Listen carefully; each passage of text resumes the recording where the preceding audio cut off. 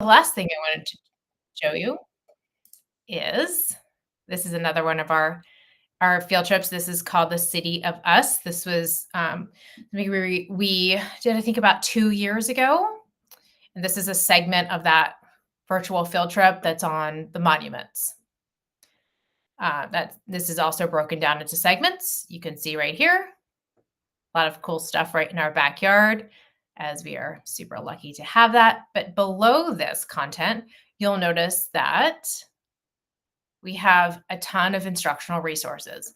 Some are going to be images, some are going to be PDF activities, some are going to be interactive activities, some are going to be games. So once you get to that virtual field trip content when you're exploring today, just know that this this little segment of a virtual field trip is not the end of the content. You have all sorts of content that's going to be curated below the virtual field trip to support student understanding and expand that understanding as well. So I'm going to pause here because I just talked quite a bit. If anyone has any questions, please feel free to come off of mute. Feel free to put them in the chat, raise your hand, whatever works for you. So to kind of dig in here, we are going to put on our student hat and go through an exploration of a virtual field trip. And we are going to use two strategies kind of mashed together to complete this. So pick a card is a great strategy, and I'm going to layer in STEM completion with the pick a card strategy. So, and post our experience here, I will show you where you can find all of our strategies in service, because a lot of teachers are surprised that we have instructional strategies in service, but we have hundreds of them. So I've picked two here and kind of mashed them together. So for this experience, we are going to use a strategy called pick a card.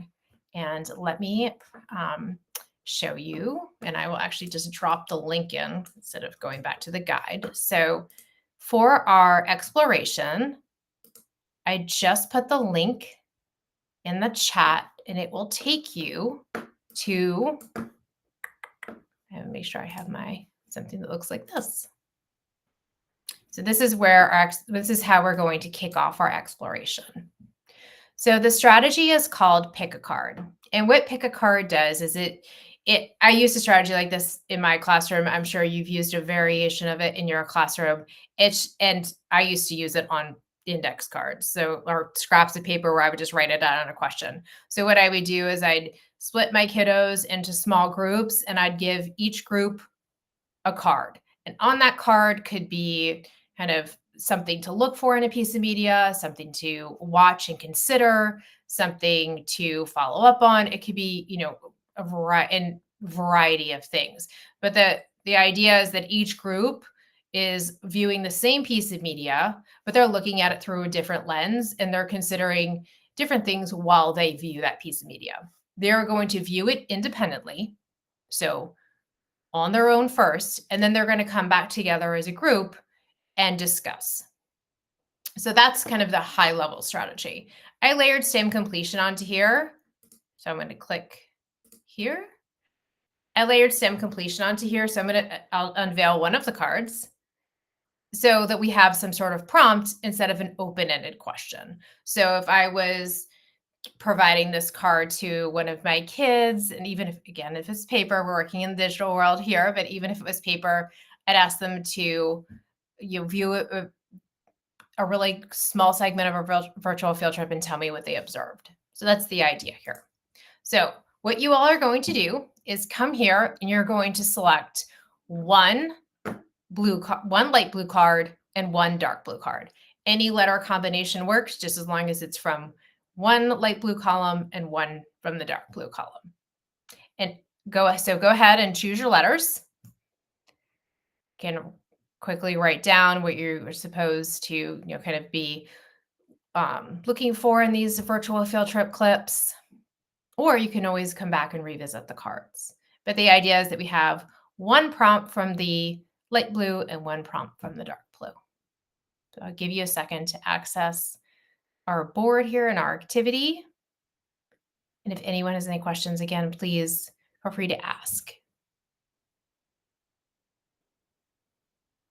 All right.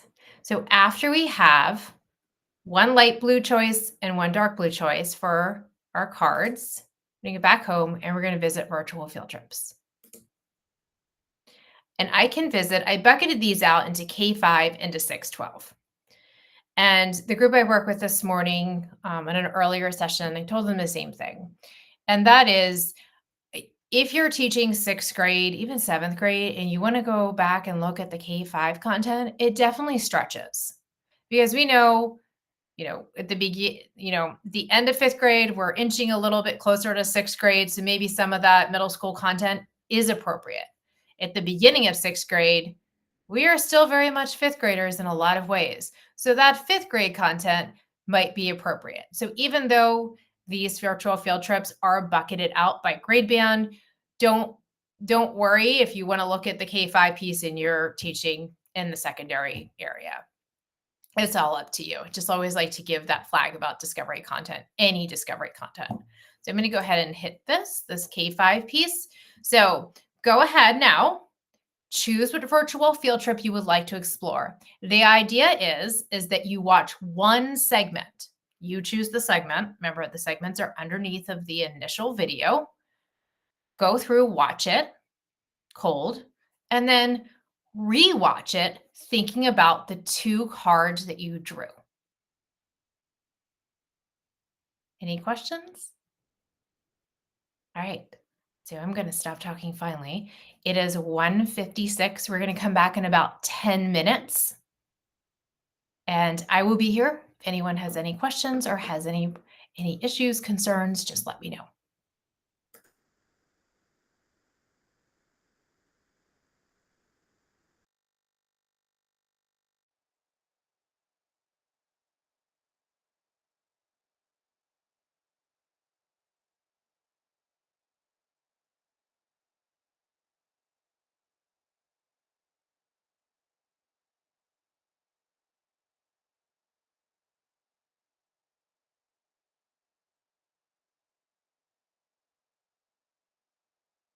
Yes, a great question. Yes, one virtual field trip for both prompts.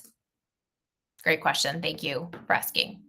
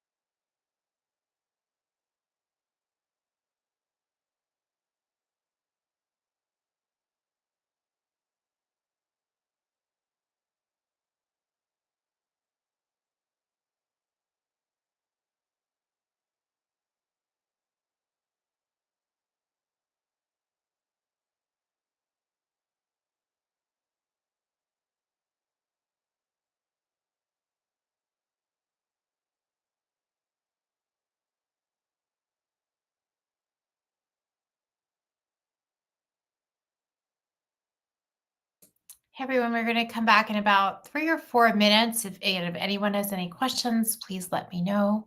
Stephanie, would you help us be able, or would you be able to help me put everyone into breakout rooms around 2:05? Sure. Let me look to see if um, Thank you. because I don't know if let me check. I'll be right back. Thanks so much.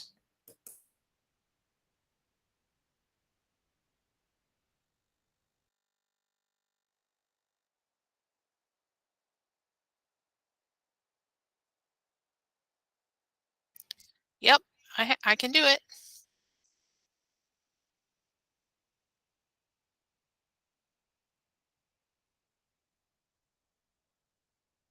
So whenever you're ready, Tracy, just let me know.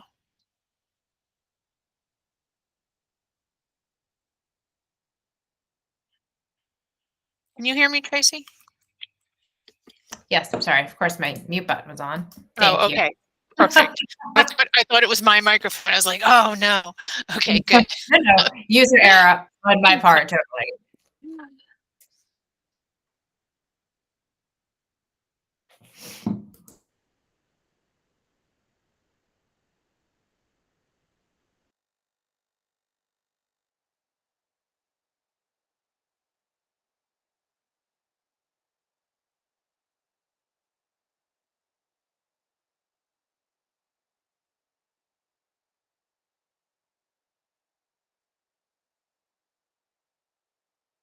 We haven't, thank you for following up on the breakout piece. We haven't gone in just yet in about a minute and a half.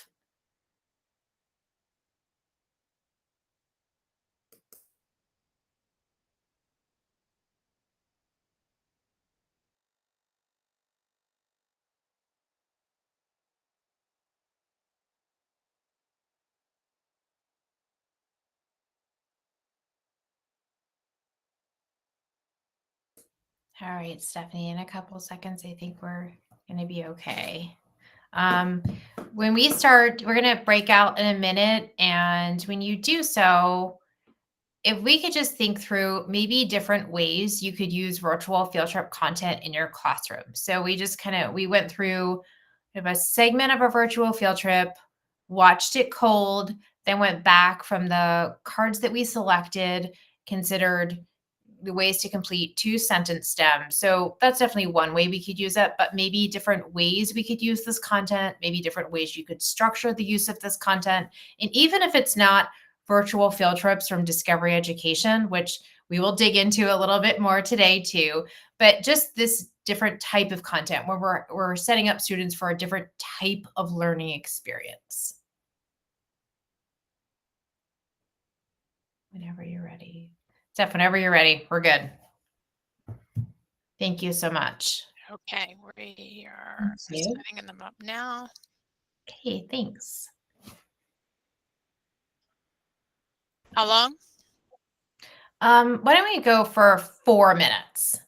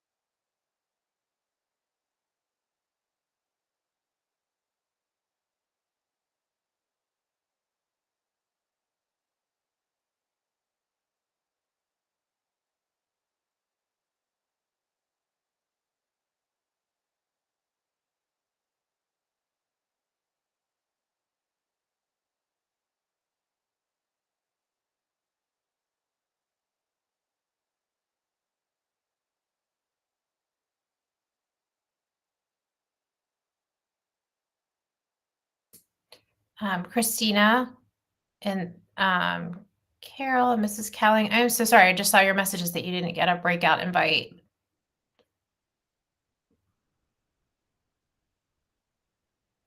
I'm happy to chat though really quickly.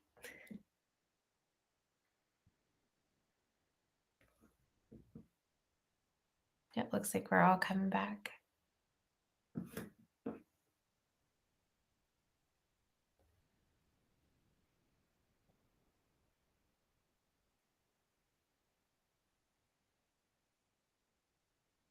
It looks like folks are rejoining us from their breakouts.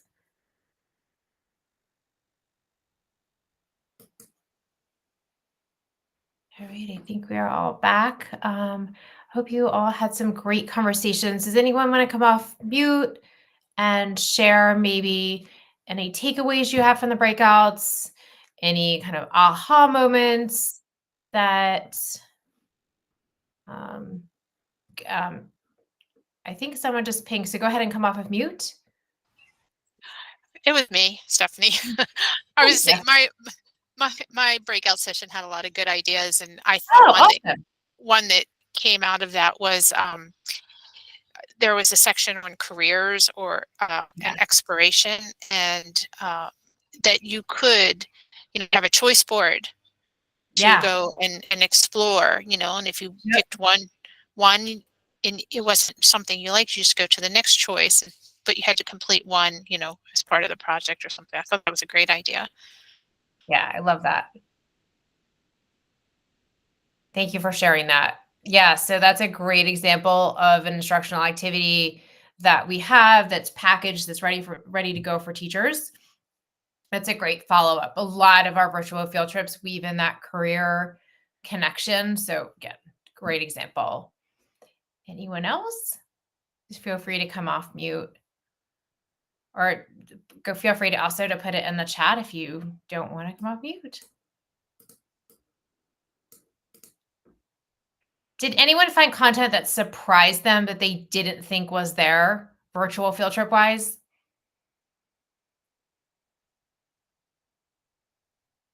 No? Okay. And the pick card strategy, just to highlight that for you before we talk a little bit more about virtual field trips, if you were to go to that search bar here and just type in either instructional strategies or SOS, that's our kind of you'll see here, spotlight on strategies. It's what we used to call this series. If you were to search for either of those terms, it's going to pull in hundreds of those strategies. So I know pick a card is something that we've probably all used a version of it in our classrooms at some point in time, but we have strategy facing information that's for students that takes them through how to work through a strategy on their own. We have graphic organizers that go with strategies. So kind of a gold mine in here that I think a lot of teachers don't know exists. Pick a card. Oh, I had a hard time. Like the idea is okay. Thank you for that feedback. Christina, thank you for that. I'll definitely take a look at that. And when we start to look at instructional strategies too, you'll notice at the top here that we bucket these out by skills. And as you can imagine, that there's a lot of crossover in these skills. So feel free to, if you're looking for sites evidence, I might also find some of that in assessment as well.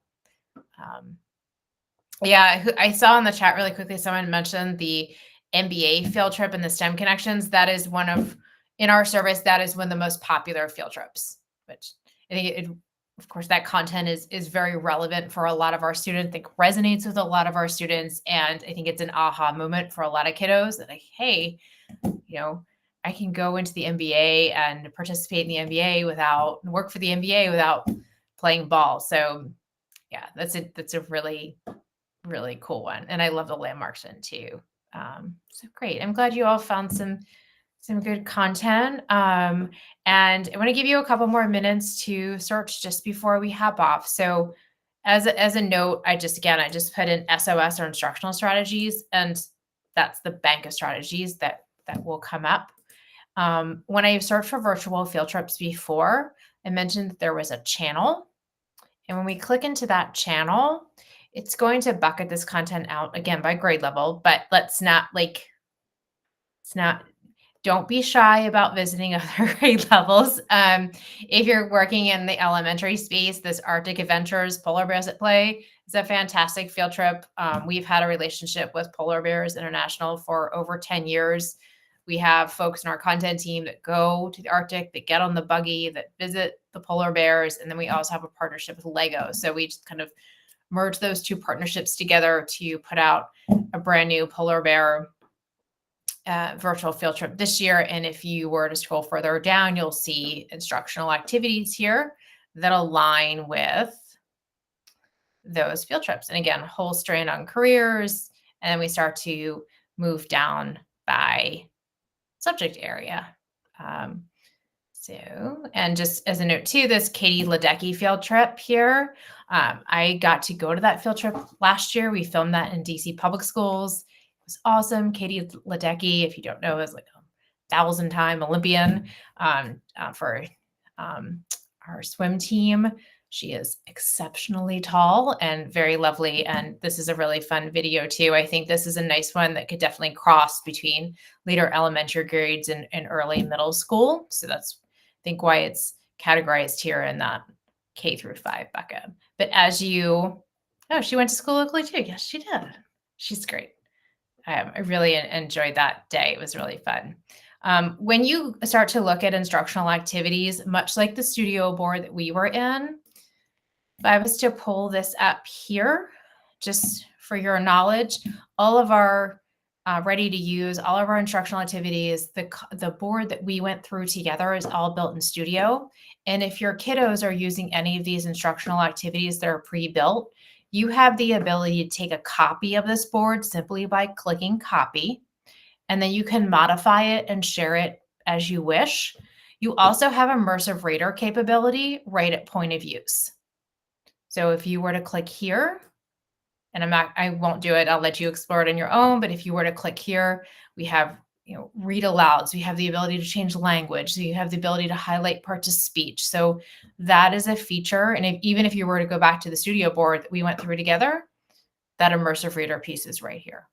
So just as a note. So I'm going to, it's 2:17. I think we finish up at 2:25. So I give you another 5 minutes to dive back in. I am here if you have any questions, and then we'll come back together as a group and Tracy, I wrap. think there's a Yeah. question Oh, I'm sorry. Yeah. about being alerted for a virtual field trip. Yes. Great question. So we send out teacher emails. I know, rewinding my clock, being in the classroom, I got about, 50 of those emails a day. So I know it's sometimes a little bit hard to keep track of, but we do communicate out via email. We will also, and I'm going to click back to this D here.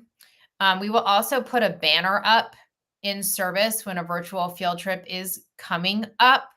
Additionally, if you were to go, and I will put this link on our guide. If you were to go to discoveryeducation.com/events, it will list our virtual field trips that are upcoming as well. So kind of different ways to, and I also will share that information with the district to push out to you on a monthly basis. So I know sometimes it's a little bit hard. And I also know that when I was in the classroom, all of our virtual field trips from the time Discovery has started having and hosting virtual field trips, they always happened at 1:00. And my kids were either like into like sixth period at 1:00, and there was no way we were ever making that virtual field trip, or we had something else to do. So that archive feature was always a really nice one, as for some reason I could just never catch up with that 1 p.m. time. It's a great question. Thank you. So for about, it's 2:19. So for about, I'd say 3 or 4 minutes, go ahead and dig in some more. I'm here if there are additional questions, then we'll come back really quickly and wrap up.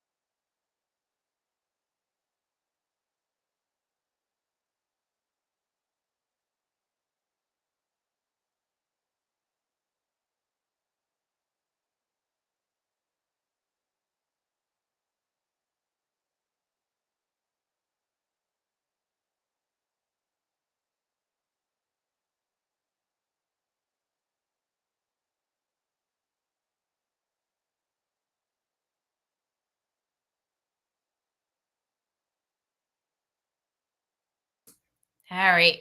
If we could come back together just to finish up, and as a reminder, and we have thought about this a little at the start, but just kind of a reminder and something to consider moving forward is that this type of content, if we thought we were going to use it whole group first, I hope that today we started to consider, or perhaps I could use this independently by assigning different, segments to different kiddos and having them explore new learning as a way into a new unit or a new concept. If there's that nice connection, whether it be a career, whether it be a socialized connection, a science connection, or even an SEL connection. There's a lot of great life skills content in the virtual field trips that I think even at the beginning of the school year, when we're establishing routines and schedules and such, is nice for helping build classroom culture. And maybe considerations on how to use it small group in tandem with an instructional activity or whole group as well. Ms. Cowling, I can help you if you want to hang on for a second, and I can answer questions about assigning the content. I think it might be easier just to drop the link to the content in, and I also could pack some resources onto our teacher guide to do so. It's pretty straightforward and simple. We just simply take, this share button, and we pick up a link, or the copy link here, and pick up a link, and then drop it into an LMS. So to finish up, just to revisit really quickly,